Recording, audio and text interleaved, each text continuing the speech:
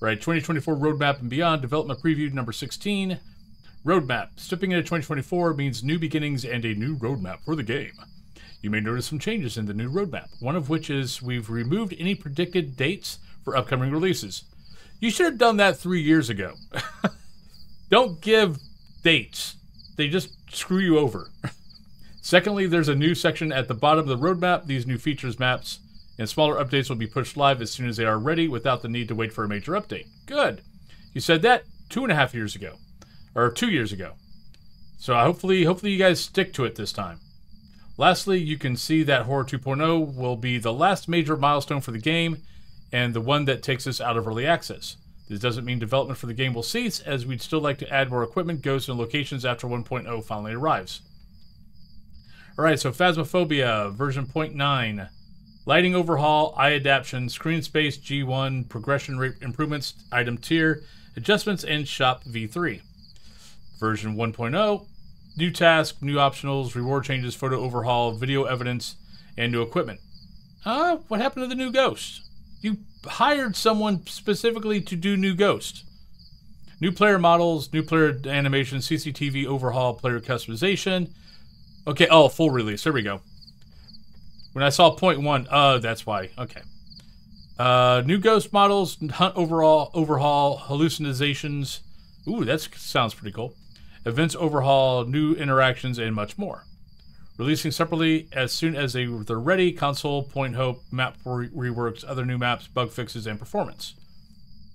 Alright, console update. As many of you know, console was delayed from last year's predicted release date.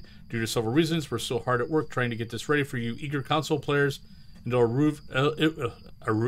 it'll arrive as soon as it's ready. On the other hand, with the delays come extra changes for console players on day one. The new and improved upcoming shop experience, the upcoming adjustments to the leveling and equipment tiers, as well as minor balance changes. This will all result in console players getting the best experience as soon as they receive the game, instead of large portions of gameplay and progression changing just after it releases. Additionally, when it's released, console players will receive a game that looks and runs better, which is good. We plan to implement a large amount of optimizations across the board, which will allow us to keep the game's graphical quality as close to PC as possible. If I had to make a guess on this, I would say 3 months. So maybe sometime in April. But that is a blind guess. Point Hope. Next long-awaited location for Phasmophobia will soon be upon us, Point Hope Lighthouse. As many of you avid ghost hunters deciphered our clues last year, we thought it was time to give you a sneak peek into how the new location looks. We originally planned for the lighthouse to come out sooner, but since hiring our first concept artist, Zek, we thought it was best to spend a little extra time making this unique location look extra special. Okay, well, at least now we got the reason why they hinted this to us at not last Halloween, the Halloween before that. Not only does Point Hope feature a new visual theme, but it also offers widely different gameplay experience. Similar to campsites, as it's a lighthouse, the rooms are circular and encompass a whole floor. This allows us to create several looping spots and plan hiding spots near or far from staircases, forcing players to make a quick decision whilst running from a paranormal attacker. Below you can see the maintenance room. As it's near the top of the lighthouse, it's quite cramped compared to the living room down at the bottom. Confined space makes an intensely personal ghost room, not leaving much room for a breather without traversing a staircase. Okay, that is cool. That's going to be kind of fun. Next is the main bathroom. It's been refurbished by the newest owners of the lighthouse, but some of the work was not quite finished. Central bathtub with a wooden divider makes for a great looping spot, and the ghost has plenty of toilet roll to throw around while you hunt. Okay, that's kind of cool. Right, this looks like this is going to be fun. Farmhouse reworks. Okay, interesting. Looking a little further ahead, Zek has been hard at work with 2 reworks, Bleasdale and Grafton. We found that while the farmhouses make for good locations, they're incredibly similar visually and in layout. Maybe. Not really, though. We want to push them further apart by giving each farmhouse its own identity and theme. Both farmhouses will receive a reasonably sized layout adjustment with focus on making the buildings feel more authentic. This means fewer bedrooms, bathrooms, and more rooms with purpose for the family that may have lived there.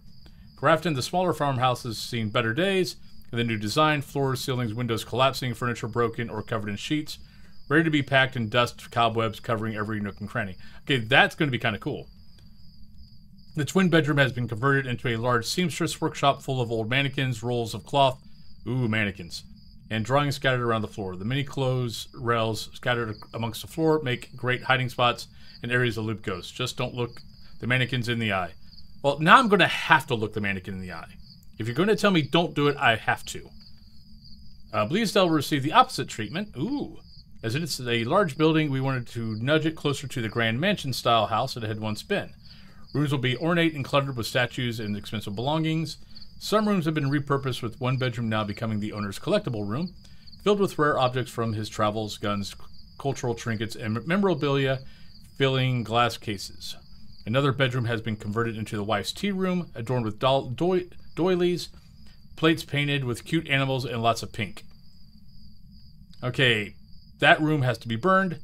Lastly, the attic has quite the overhaul. The staircase has been removed, and the room itself has been split into two parts.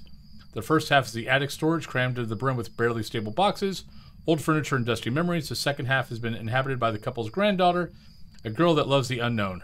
So she's the reason why. Her self-converted bedroom is covered with witchy belongings, suspiciously haunting books, and dream catchers. Yep, she's why we're getting hunted. The first update from the roadmap will be next week. Nice. When we remove the holiday event, and will include the lighting changes, the new eye adaptation, and screen space global illumination settings. Okay, someone want to explain what eye adaptation is? That's it for the development preview 16. We'll catch you with some teasers soon. And then then the normal, if you experience any issues, go to the Discord and let people know. So there you go. There is your lovely preview. Looks pretty good. We'll see how they do. They've said this before, where they're going to push stuff out when it's ready instead of major updates. They said that around Halloween 2020. So hopefully they stick to it this time, because yeah, that would be much better than waiting 6 months for an update. But there you go. There's your preview 16.